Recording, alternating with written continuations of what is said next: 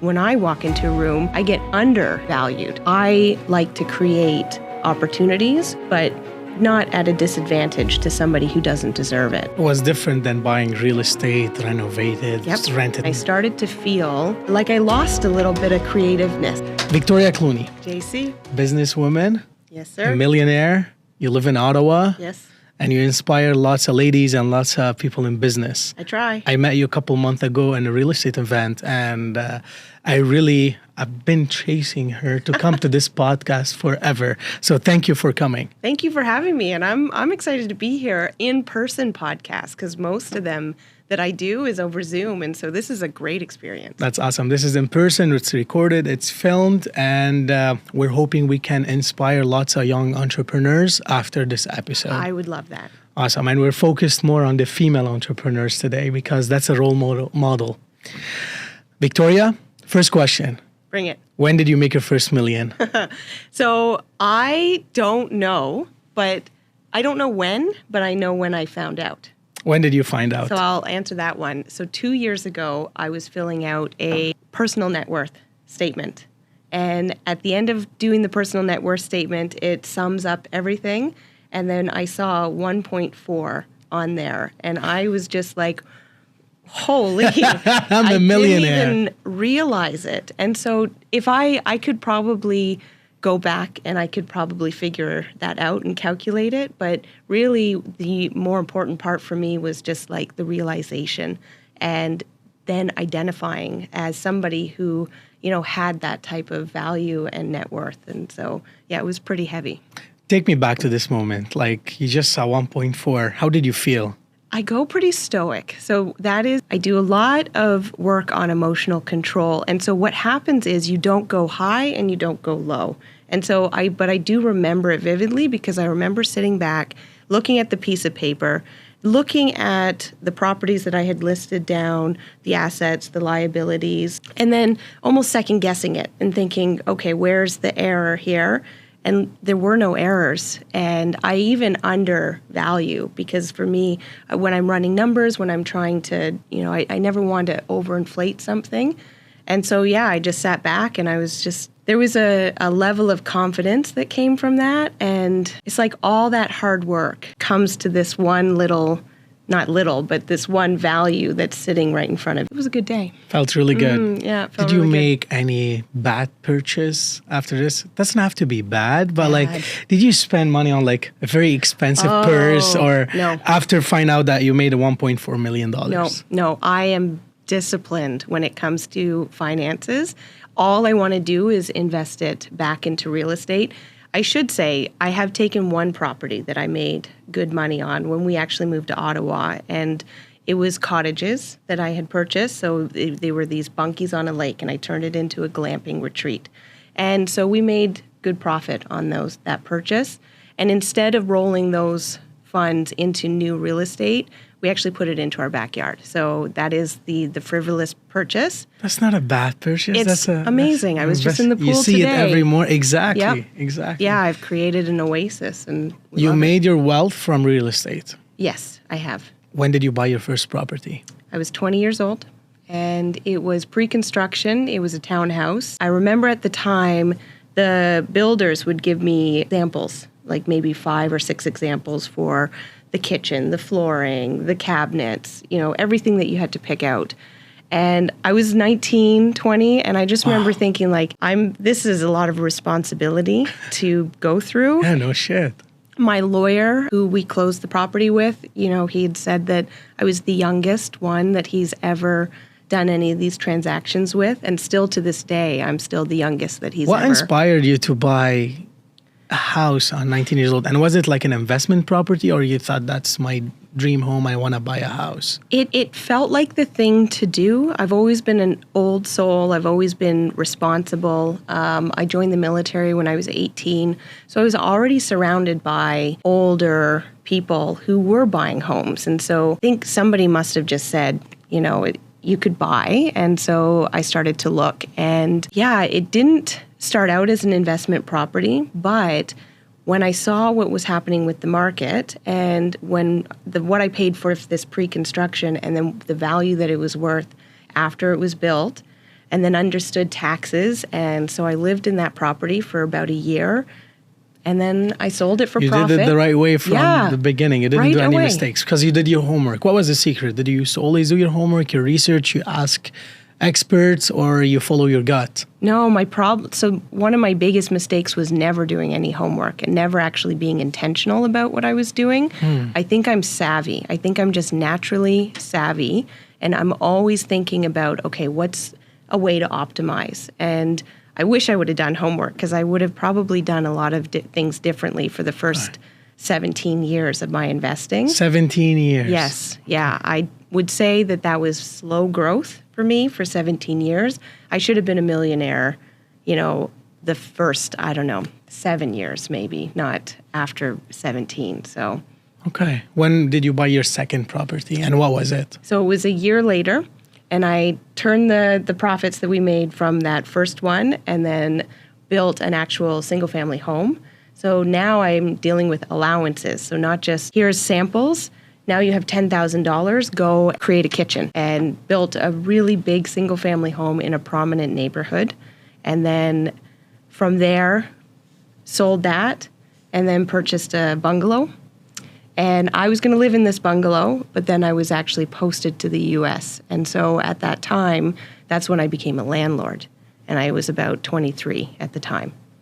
Oh, my God. So from first-time home buyer to builder. Yeah, I mean, pre-construction, but I was certainly doing a deeper level with the purchasing because customizing we were working. Yes. Yeah. I mean, I was dealing with, okay, where to put sockets and outlets in every single room. And do I want a bay window compared to, a normal sized window? And I'm looking at how much price everything is and the scope creep that happens. That's real. So I learned that very quickly. So yeah, it was a really great experience to know even a roof. I went driving around to think about, well, what color roof I want, what shingles and siding. It's important to be picky. Yeah, it's important to be picky, but I mean, I'm very sorry for whoever still owns that house because I went with a brown roof, green siding, cherry wood kitchen. Maybe they changed it by now. I hope so. So, Victoria, you said first 17 years of investing in real estate, you did lots of mistakes. What are the top 5 mistakes that you did and you want to tell the audience to never do it in real estate? So never networking. I didn't know about networking. That was my biggest mistake I was just going through the motion, but I never actually researched what I was doing and I never put any intention behind what I was doing. I just knew it was a good idea. I should have taken it a step further. I should have said, well, even just a Google, like how to invest in real estate or to connect with other people that were doing it. So I think networking, being intentional with my research, getting creative for financing. I've had a financial advisor, again, since I was about 22 years old. Okay. My financial advisor was about 10 years into my investing.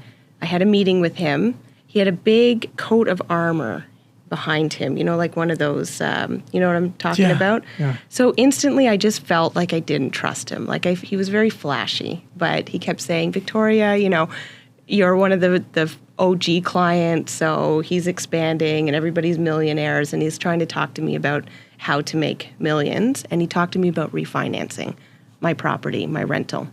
And I thought it was a scam. That's how little I knew about it, and so decided you don't like not braggers? You don't like flashy people? I do now.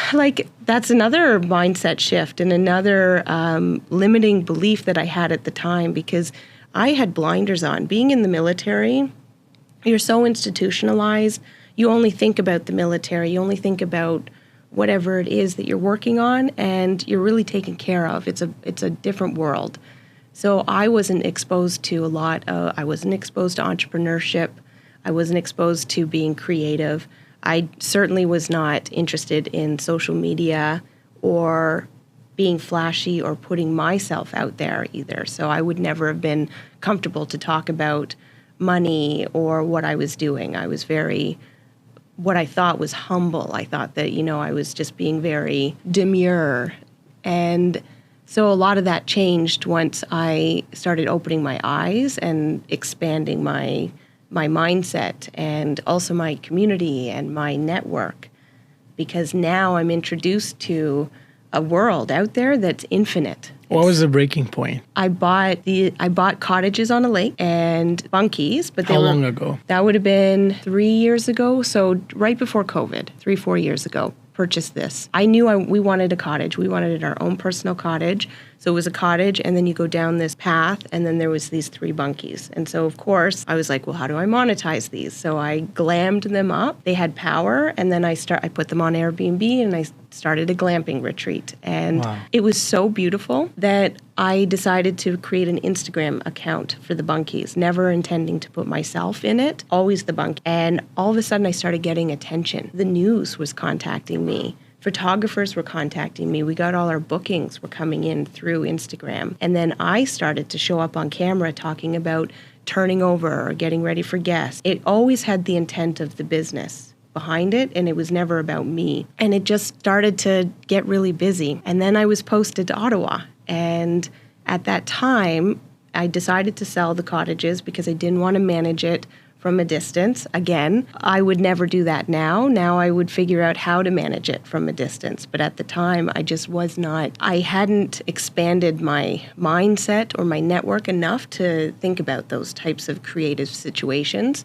However, I'm still grateful because I sold them for a profit, and now I have a beautiful pool in my backyard. But I gave up the account. There was no need for the account anymore. And I started to feel like I lost a little bit of creativeness. I was really enjoying being able to, having that entrepreneurial way. What I wanted to do, I did it and see if it worked, and that trial and error. And it was really exhilarating. It was different than buying real estate, renovated, just rented. It was different. The cottage was creative. Yes. It's more like business. Yes. And the cash flow is amazing, right? It's great. Because you always have cash flow coming. It was great. It was hard work. I then hired a property manager the next year because I was like, well, I'm not doing this myself anymore, but I'm really glad that I did it because I learned all the ins and outs, and I was able to experience that, the marketing, being really hands-on for that. So it opened up my world. Would you buy cottages or a similar project in the future? Well, it kind of led to my motel. So I have a boutique motel. And where is it located? It's in Nova Scotia.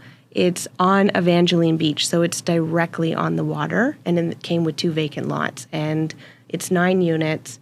It's gorgeous. The property manager that I had hired for my bunkies is now my business partner for the motel. Nice, because you build a trust with them. That's right. And then you're ready now to take it to the next level. Exactly. And is it close to downtown in Nova Scotia? Because I'm planning to go, so maybe I'll be your first send client. you the, yes, yeah. So it's in Wolfville, so it's about 5 minutes outside of Wolfville. It's where all the vineyards are. It's about 40 minutes from Halifax. Great location, so people, tourists go there for the wine tours, and then they can stay at your. And do you have like a unique experience at the motels, or like what is your motel is offering me? Just like bed to sleep, or? Yeah, we try to make it an experience. It's coded in East Coast hospitality, and we have automated the motel. So we're right in the cusp of it. We just opened a month and a half ago. And so our goal right now is to get really good with the hospitality side of things. The interior is gorgeous. My partner is an interior designer as well. And we're fully automated. We have so many plans to expand this motel and collaborate with local businesses, doing wine tours, doing candlelight dinners,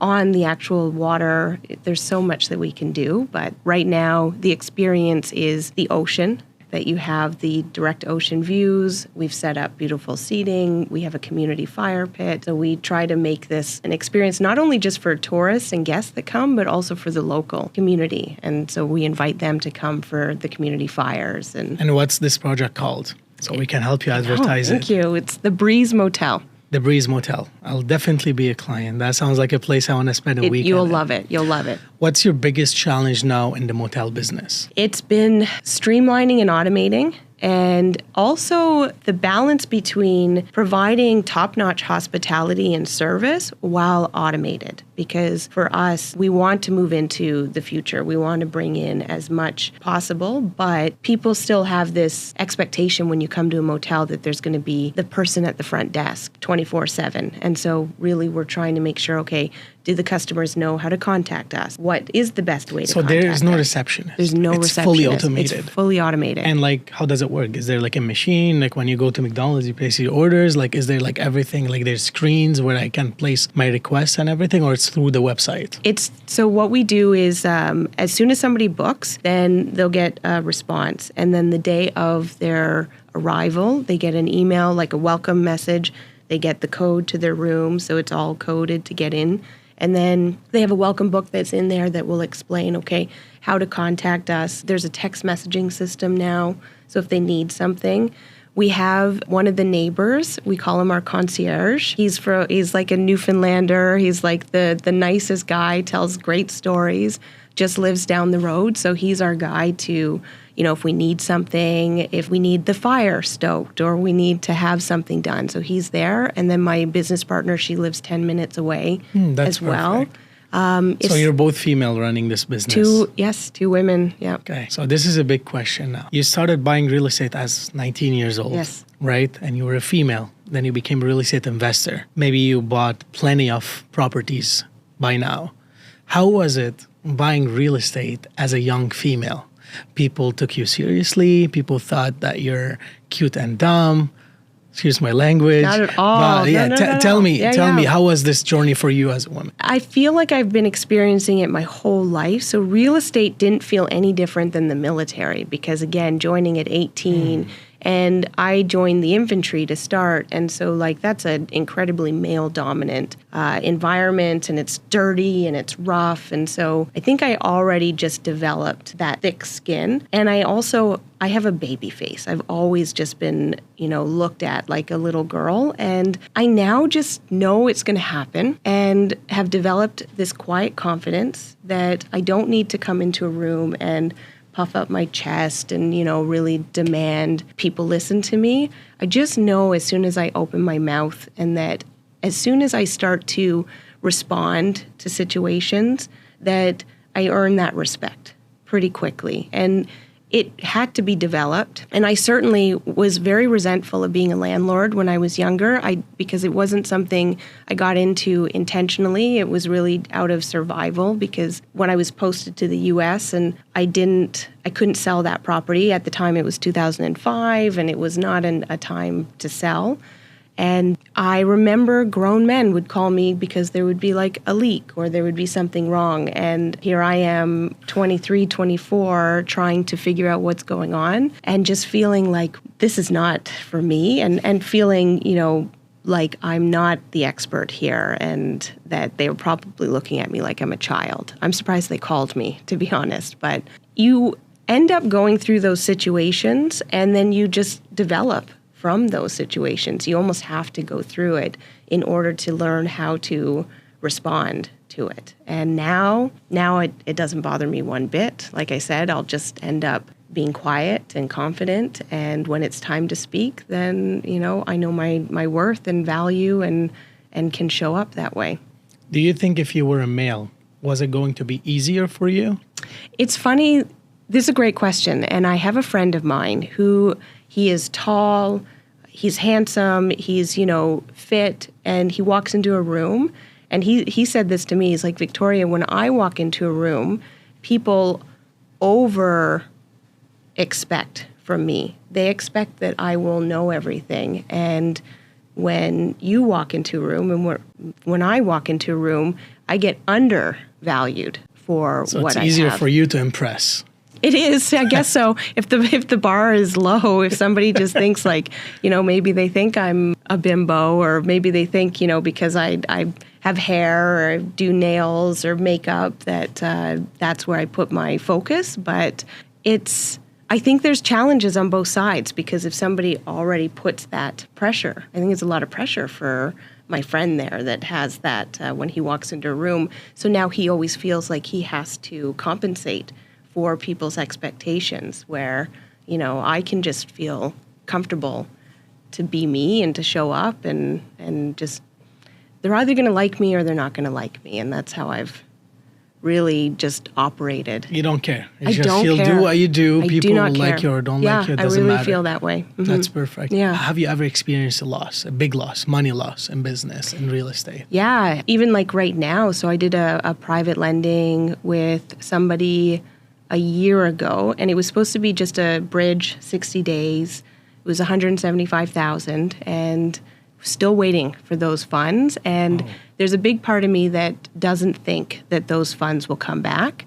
And I've gone through, the processing of that. Of course, I'm going to do everything that I can to make sure those funds are coming back. It's an experience to go through, but it doesn't stop me. It doesn't scare me. I know how to make those funds. Do I like it? Absolutely not. I mean, I don't want to lose $1, let alone 175,000. But I think I would consider that probably one of my biggest loss to date right now. Okay. So what is a good advice you want to give a young lady who wants to start buying real estate? To do. I mean, that is something that I think a lot of people, they like the idea of real estate. They like all the hype of real estate, but nobody takes the actual plunge into real estate. And often I explain to people, if I can do this at 20 years old, knowing nothing at all, then you can do this. Especially if you're already, I probably would have met them at a networking event. I probably would have met them online where they're, looking up real estate investors. So they've already got an advantage over 20-year-old Vic who didn't have anybody to say, maybe you should read a book. Maybe you should talk to somebody who's doing it. And so I try to explain to them, surround yourself by people who are doing it because it ends up normalizing the behavior. As soon as you start to be around people, and that's one of the cautions that I give people, if they hang out with me long enough, then they'll want to buy real estate because it's all I talk about. It's all I talk about. It's all I'm interested in. And, business, of course. You're so passionate about it. So passionate about it.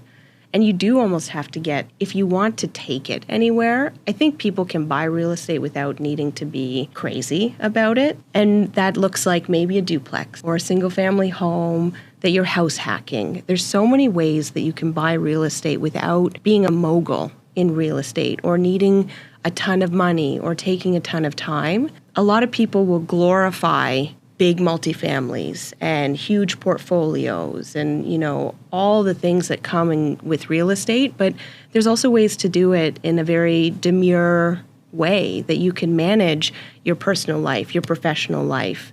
And it can be a big game changer, especially today. If you buy smart and you hold on to that property for 10, 20 years, that property could be close to $1 million by the end of that if you're buying smart and wise. So you think investing in real estate today is as easy as when you started investing in real estate 20 years ago? When did you start? 20 years ago? Yeah, it was 2004 when I purchased. Okay, about 20 years ago, 19 years ago. So Yeah. is it as easy? It's now easier because you have access to more info, or it was easier before because the prices were more reasonable? Taking a pause to think, because back then, that was when interest rates were higher. I mean, I remember my rates were around 5.5, 5.3. And so, yes, were the prices cheaper? Yes, definitely. Was my salary cheaper? Yes, definitely. So there's a lot of variables and factors involved, and we're going through that cycle right now. And a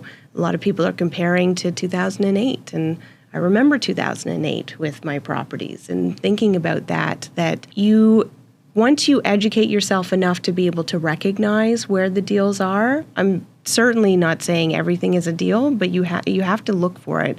You have to dig for it. But I definitely think it's out there. I mean, I had a great property fall into my lap in February, and it valued $200,000 more within a span of 2 months. Wow. Yeah, So it's about the right deal, not the right timing.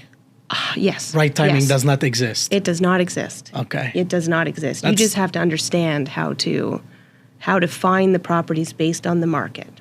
That's a sensitive question. Yeah. Which one now is your favorite Canadian province for buying real estate? Ooh. I mean, Nova Scotia is, I know Nova Scotia And very why? well. And why? Yeah, I like this question. Big responsibility. It is. Okay. I'm gonna say Ottawa. Ottawa. Yeah. And why? Well, because I know Ottawa and Nova Scotia. These are the two Canadians that I invest in. I try not to go to other markets. I like to be very knowledgeable about where I'm investing. And so I took about 2 years to really get to know the Ottawa market before I started to enter into the market. And the way I invest in Nova Scotia is not the same way that I invest in Ottawa. And so I'll kind of answer both listeners enjoy wanting to know about Ottawa and Nova Scotia. Nova Scotia is great because the prices are still considered lower than Ottawa, that's for sure. But it's starting to creep up there. The appreciation is, you get appreciation, so it does appreciate in Nova Scotia, but I don't think as fast.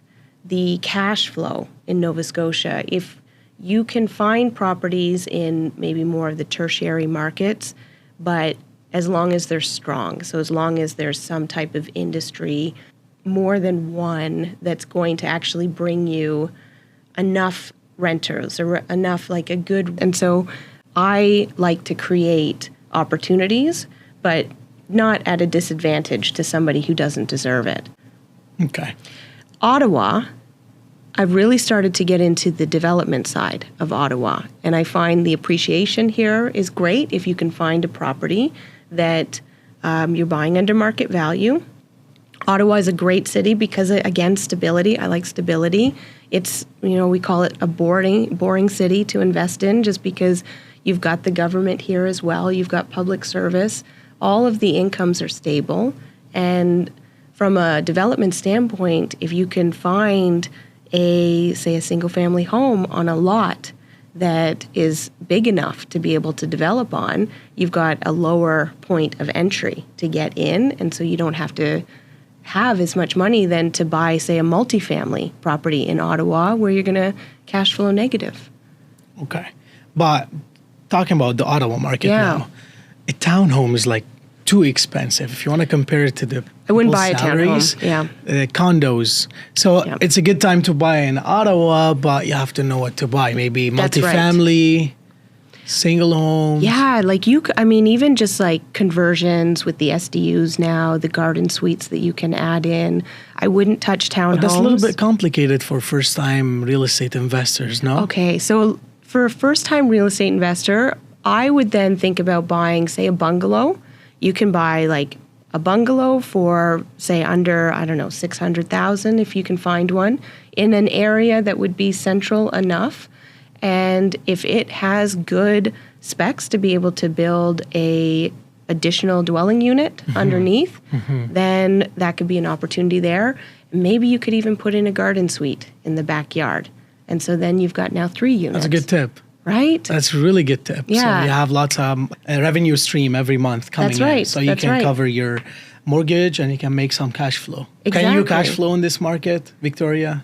I mean, I believe you can if you do smart. Again, I purchased a home, although under market value, and it was quite significantly under market value. I have a question for this one after you finish. Okay, sure. So how do you find all these good deals? Networking. Yeah.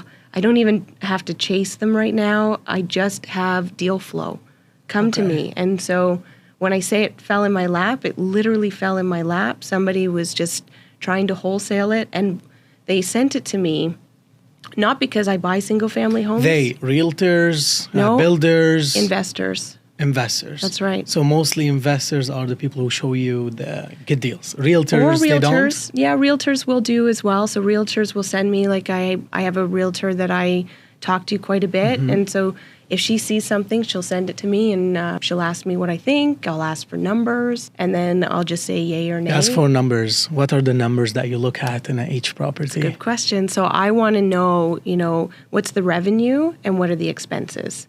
And you can typically, then you can run your numbers to see, okay, based on the mortgage, based on the rates that we're anticipating, and then you want to inflate those rates a little bit, thinking about what the maintenance costs would be, thinking about if you need management, factoring in all of these components that seeing what that would cost to operate that property, and then I'll know if this is something I want to move forward in. How is it possible that you can find a good deal in the hot market? Like, why is it a distressed property? A lot of people are selling for different reasons.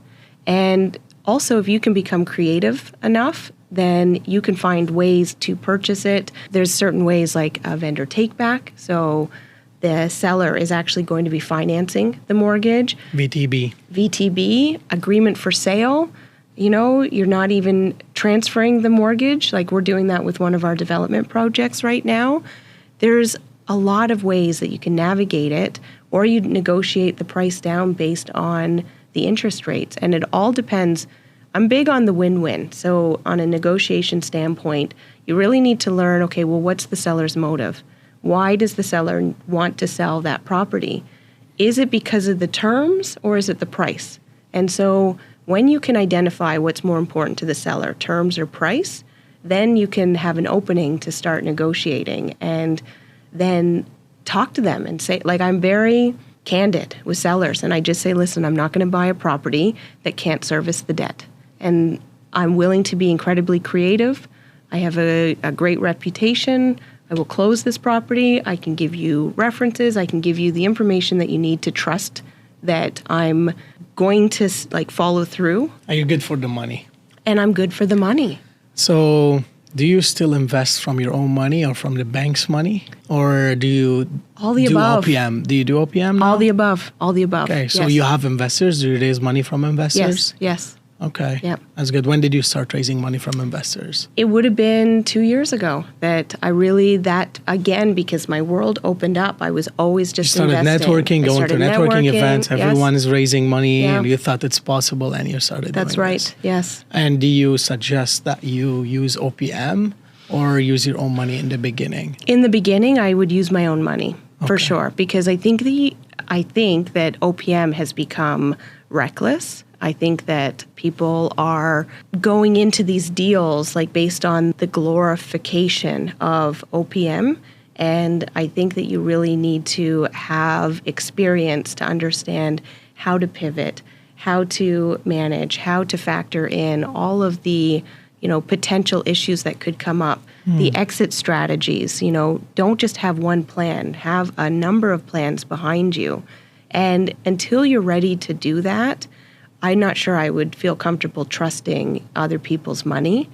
Now, it's different for, let's say you're two buddies together, decide you want to go into real estate, and that's different. I mean, I think that's great. And if you have a friend, like, why not join forces? Why not collaborate? Are you joining forces now with people? Have you joined forces before? I have, and I'm very selective with this now. And for me, it's become not the be all and end all. Like, I'm quality over quantity always. And so anything or anybody that I partner with, it has to be the good fit on both sides. And it's not about the money anymore. It's all about, is it the good fit? Is this somebody that I want to work with, that I want to have this partnership with?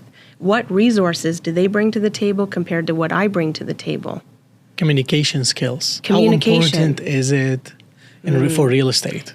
Incredibly important. I think at the end of the day, what's going on with the market is there are people that are, things are happening, but I think what's happening that is worse is that people aren't communicating with each other enough to say, listen, you know what?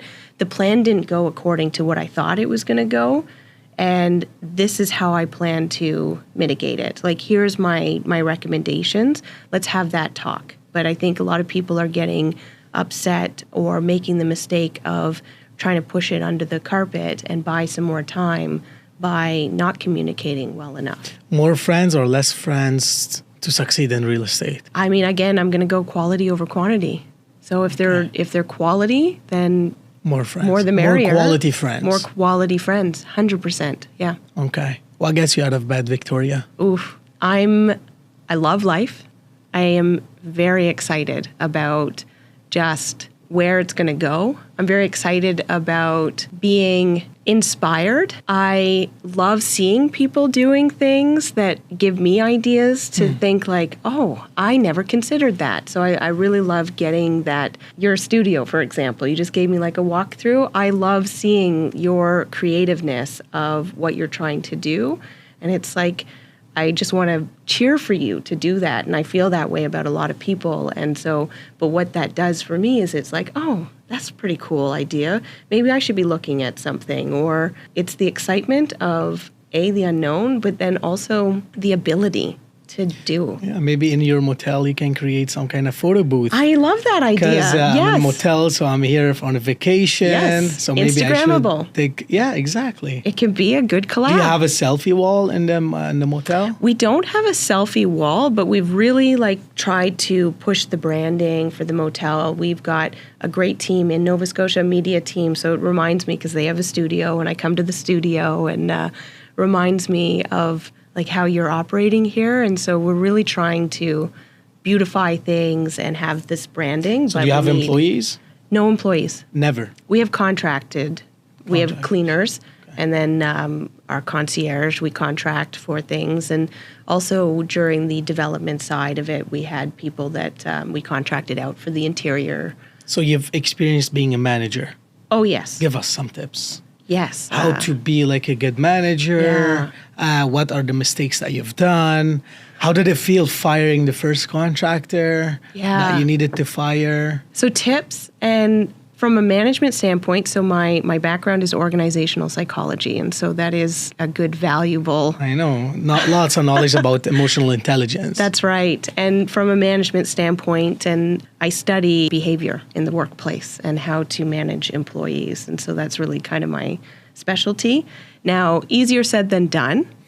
That's where I can reflect. And tips to be a really good manager, I would say give your employees autonomy. Let them feel like they have control over the tasks that they're doing, because people want to micromanage and it's all too easy to be so specific. You can be specific as a manager on what your goal is, what the results that you want to see. But if you want to have an employee that is loyal and thrives and will stay with you despite other opportunities, you have to give them autonomy and you have to back off. Makes them feel powerful. It makes them feel powerful. It makes them feel needed. We said it in the same time. Page. So they really need that to thrive. I feel like I tried this with several employees. Mm-hmm. It did work with some of them, and some of them, they just, please give me full directions, give me A to Z plan. I'll get it done. Just don't give me too much responsibility. So do you think I was doing something wrong, or that's just their character? It totally. Then and it all depends on the position. And so if that position is fine to have somebody that comes in and you don't need that position to grow, and it's really just somebody in the seat to be able to do what you need them to do, great. But if you want somebody to really bring their A game, really bring their unique abilities to the table and to grow with you, then you have to let them. And I think that there's space in that. It's just you have to look at what that task is and the expectation. Okay. Yeah, for sure. How did you fire the first contractor? Let's role play it. Was it easy or hard? Fired a few. It's... This evil laugh after I fired a few. I fired a few. I have fired a few. Sounds like you enjoy it, like me. Yeah. I'm a people pleaser by nature. Are you? I am. I didn't get this energy from you for some reason. I've developed because I am also very action-oriented and strong and confident. But there is a part of me that wants to be nice to everybody, wants to please everybody, and I put them before me. And so sometimes it's tough because with the contractors, you want them to know how valued they are, you want them to work. And so, my education always gets in my head because I'm like, okay, how do I motivate them and the things that I need to say to keep them motivated? But you get to a point that it's like, okay, I'm patient until...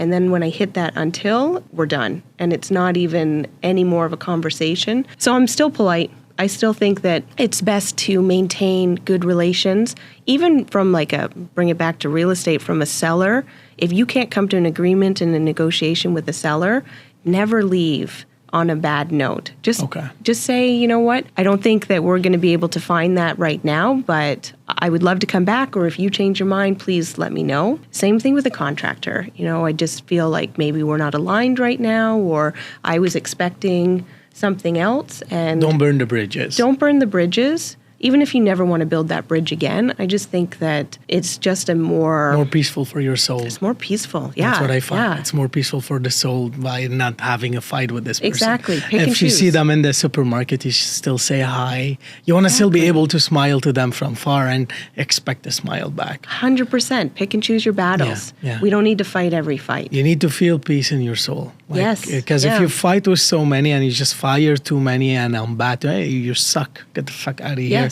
Your soul is full of rage. And I am fiery.